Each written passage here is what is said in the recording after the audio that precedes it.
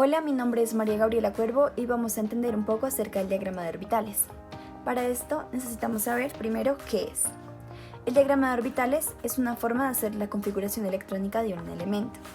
¿Y cómo se hace? Para esto debemos tener en cuenta dos aspectos muy importantes. El primer aspecto que debemos tener en cuenta es el diagrama de Mollier. El diagrama de Mollier es el que nos va a permitir de manera mucho más efectiva y fácil hacer nuestra configuración.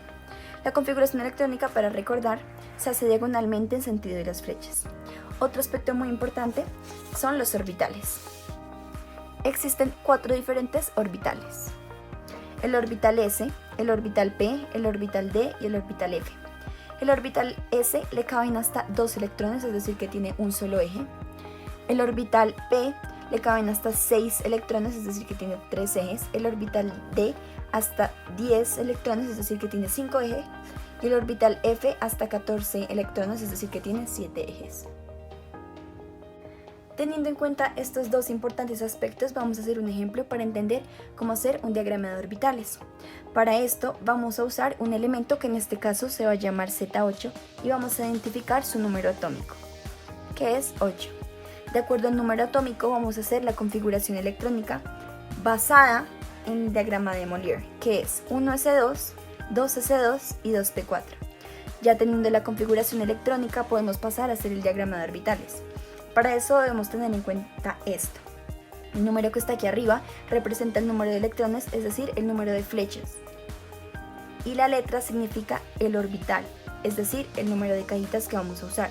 En este caso en específico, como el orbital es S, es decir, que tiene un eje, vamos a poner solo una cajita.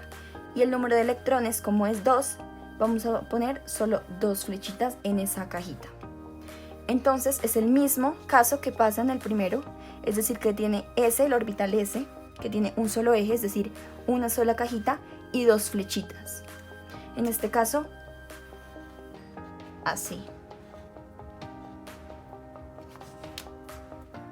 En el segundo caso también pasa igual, es decir, tenemos el orbital S, es decir, una sola cajita, y 2 electrones, es decir, 2 flechitas. En el tercer caso, como es un orbital P, serían 3 ejes, es decir, 3 cajitas. Y como son 4 electrones, serían de esta forma. Empezamos hacia arriba, 2, 3 y esta hacia abajo. Debemos tener muy presente que las cajitas representan el orbital y las flechitas representan el electrón que caben dentro de ese orbital. Ahora, ¿por qué una va hacia arriba y la otra va hacia abajo?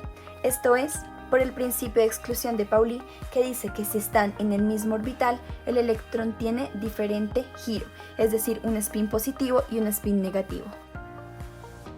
Ahora vamos a hacer un ejercicio con el flúor, un elemento de la tabla periódica. El número atómico del flúor es 9.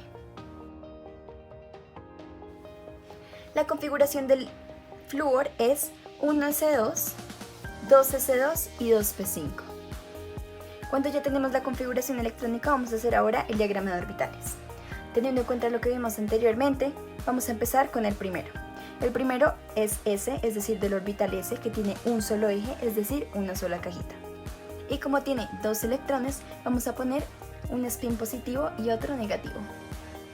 Luego nos movemos al 2s2, que como el anterior, tiene un spin positivo, un spin negativo y una cajita, es decir, un orbital. Y ahora vamos al último, que es 2p5. Como el orbital es P, tiene 3 cajitas, es decir, 3 orbitales. Algo que debemos tener en cuenta es que cuando son los orbitales P, D y F, primero llenamos los de spin positivo y luego los de spin negativo. Es decir, que en este caso, en el de 2p5, primero llenamos los 3 electrones que son spin positivo y luego los 2 electrones que son de spin negativo. El siguiente ejercicio ahora va a ser con el magnesio. El número atómico del magnesio es 12. La configuración electrónica del magnesio es 1s2, 2s2, 2p6 y 3s2. Teniendo en cuenta la configuración electrónica, ahora vamos a hacer el diagrama de orbitales. Como antes ya lo habíamos hecho, S es el orbital que tiene un solo eje, es decir, una sola cajita, y tiene 2 electrones. En el segundo también sucede lo mismo. En el tercero sabemos que P es el orbital que tiene 3 cajitas, es decir, 3 orbitales. Como tiene 6 electrones, van a ser 3 electrones con spin positivo y 3 electrones con spin negativo.